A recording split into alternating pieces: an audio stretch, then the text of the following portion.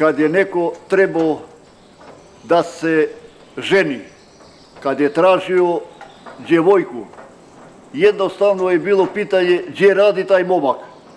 Rekli su radi u Solanu. Rekli su evo ja dajem čerku za toga momka jer znam da će on živjeti dobro, jer se živjelo dobro od Solane.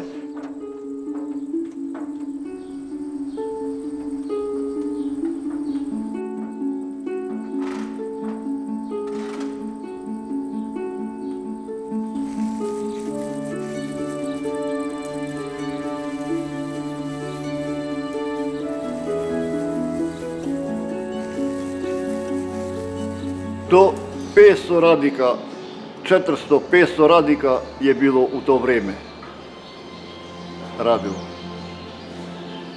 I svi su živjeli dobro.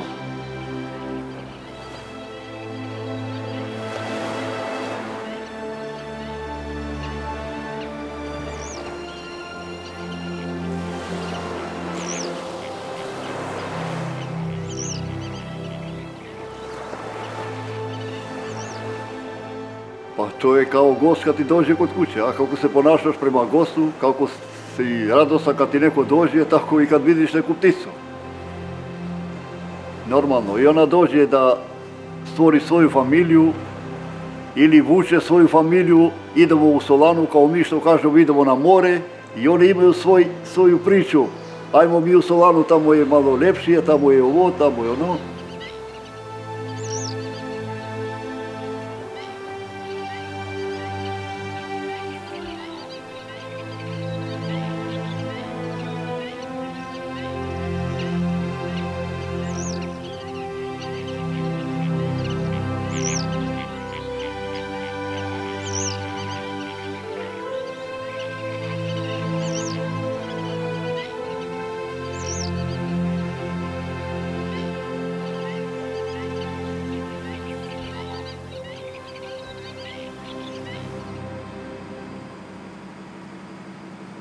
U to zlatno doba ja sam tada došao u Solanu.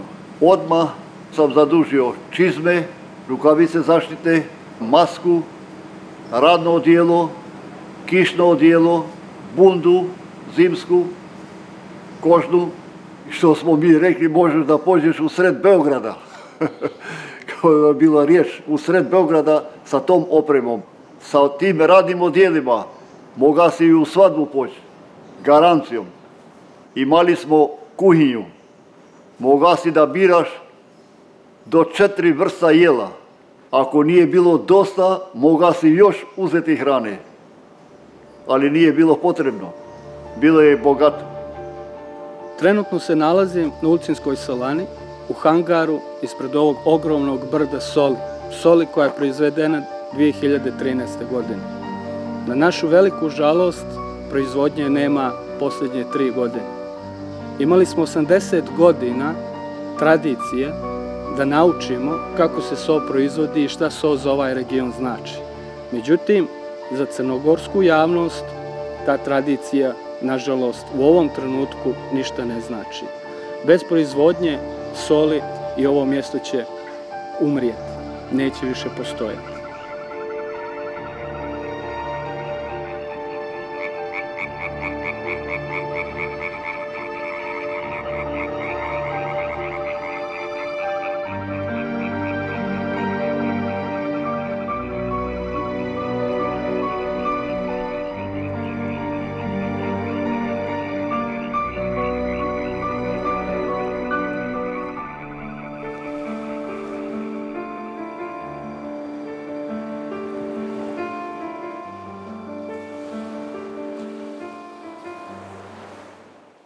Imamo dugoročno vrijeme ovdje, mislim, bez kiša.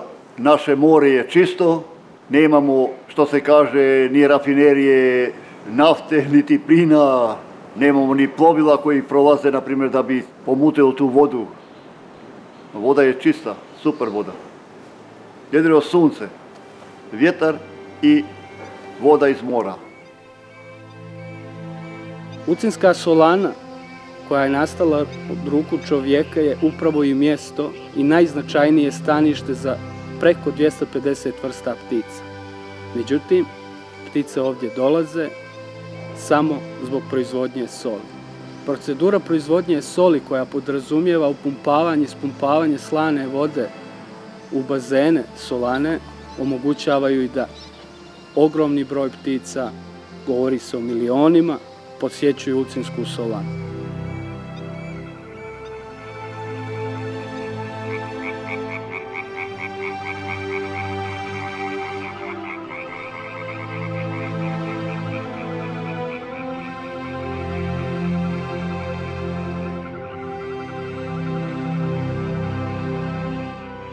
I nisu tu samo ptice, tu su i vodozemci, i gmizavci, tu su i ribe, tu je i biljni svijet, jedinstven. Jer ako želite da nađete bilo koje mjesto u Evropi na 15 km2 da je toliko bogato kao što je bogata Ulcinjska solana, sigurno ga ne možete naći.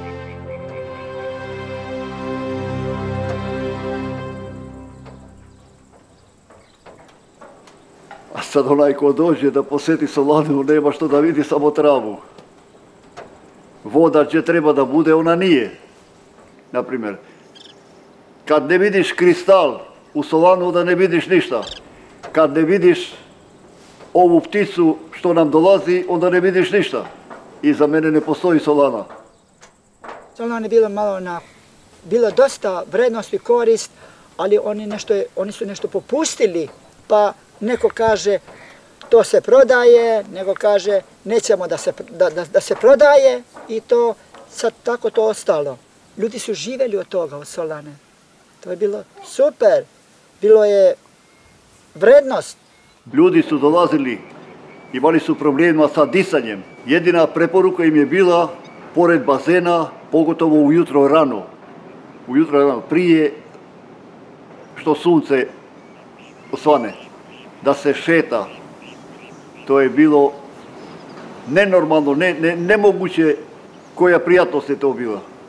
I svi su rekli ja sam ozdravio.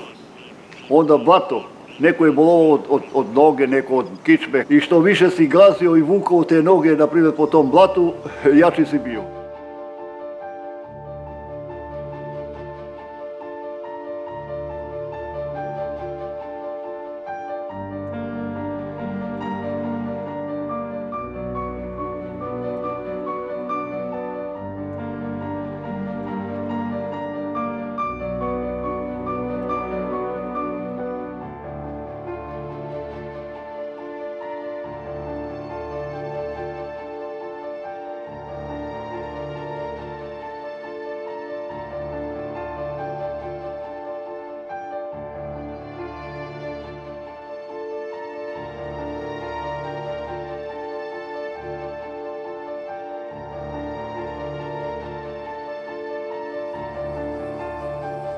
Oni su uništili solanu, jednostavno uništili, po dogovoru, uništili. Rekli su toliko su kredita uložili u solanu, toliko su zadužili solanu, ja ne znam što su radili u solanu. Uzeli su sve što im je trebalo. I moju platu, i moj trud što sam uložio ovdje. Ja danas ne mogu ni u penziju, jer nemam godine, a radio sam u solanu. A onamo nemam godine, kaže nemaš staža, a imam. Uvaženi učesnici skupa, zaboravili smo jednu važnu obavezu. Bez proizvodnje solane, soli, nema zaštite Ulcinjske solane. Zašto smo to stavili u drugi plan? Ne znam. Nemojte tako važne stvari da stavimo u drugi plan. Bilo je i sredstvo da se radi, ali nisu htjeli da rade. Ako je bilo 10 radnika na terenu, oni su došli u 7 sati, ali u 10 sati nisi imao ni jednoga. Ali to nije bio jedan dan, to je bio skoro svaki dan, svaku godinu isto sistem kad je počeo da propada. I onda propadaju i poslovi. Treba kontrola. I poslovođa da bude kontrolisan i direktor da bude pod kontrolom. Normalno je radnik i stražar.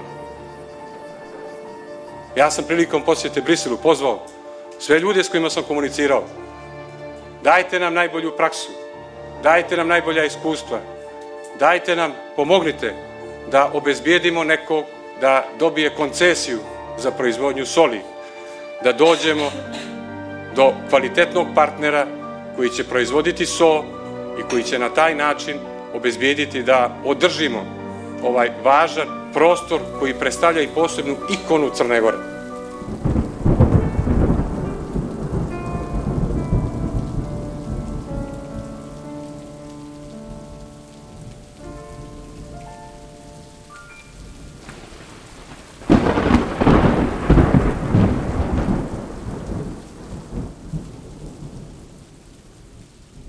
Naš ministar kaže da je Solana zaštićena. Solana nije zaštićena još, jer čim dolazi lovac i puca i ubija patku ispred vas, ona nije zaštićena, nego je najugroženija. Dešavaju se stvari koje ne bi trebalo da se dešavaju.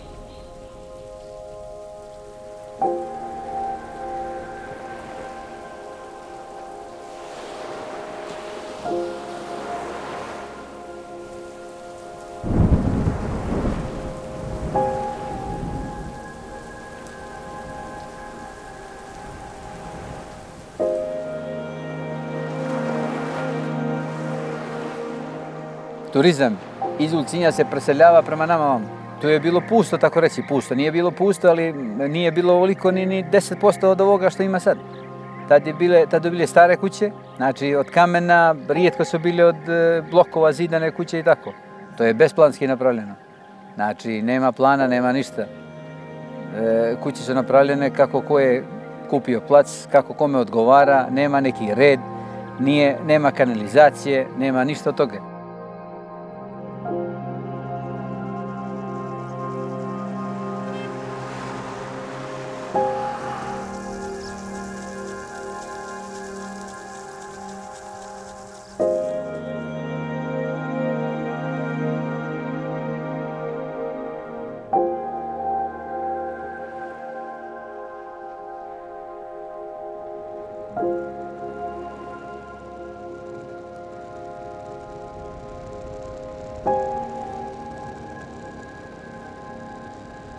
Mi smo nekad ovu vodu ovde iz Bojane pili, koristili je za piće. Sada je ona zagađena. Zagađena je... Mi smo je zagadili. Mi smo je zagadili, vidite vi ovoliko kućica. Većina kućica nema uređenu kanalizaciju, na infrastrukturu. Pa veliki broj turista preko leta koji dođu ovde, pogotovo na ovom dijelu Rukavcu i dole na plaži, to su na stotine šatora, kampovi, ali kampovi koji su neuređeni. Ostavljaju nam smeće, ostavljaju nam sve, to ostaje nama. Mi nemamo toliko snage i toliko moći da to sve očistimo. Polovina štoja, jedan polovina se prodaje se placi, to je normalno privatno, gradi se ko kako stigne, znači uništava se jedan dio, ali jedan dio opet ostaje čist. Evo sad, na primjer, u ovom dijelu gdje smo mi, da se primijeti da ima prirode. Znači, ne uništava se, baš ono što se kaže, ostaje kao nekad ova priroda.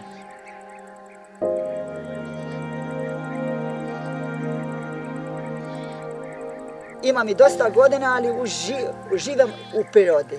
Zamislite kako je to priroda. Kao da zgaziš na nekom tepihu. Bacati je nešto u prirodi, čuješ ptice kako pjevaju, progutaš onaj lijepi vazduh. Masotija dolaze da snime ptice, znači nigdje i nema bez na ovom dijelu gdje smo mi ovdje. Znači rijetkost, ima u Solanu i ovaj dio ovdje. Što se tiče tija ptica koje rijetko gdje možda se vide, znači na ovom dijelu. Ptica sama kaže da ima prirode gdje ona dolazi.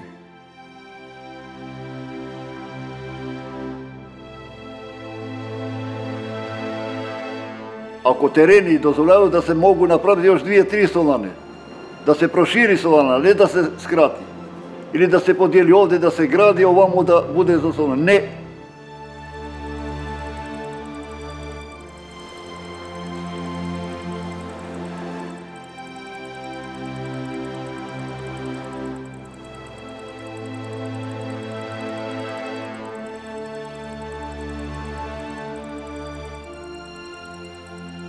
Život zavisi od prirode. Ulcinj je jedini grad, ja mislim, ne bih rekao u svijetu, ali malo je grada koji ima i rijeke, i jezera, i more, i planinu, i sve okruženje sa svim prirodnim ljepotama, ali treba to očuvati.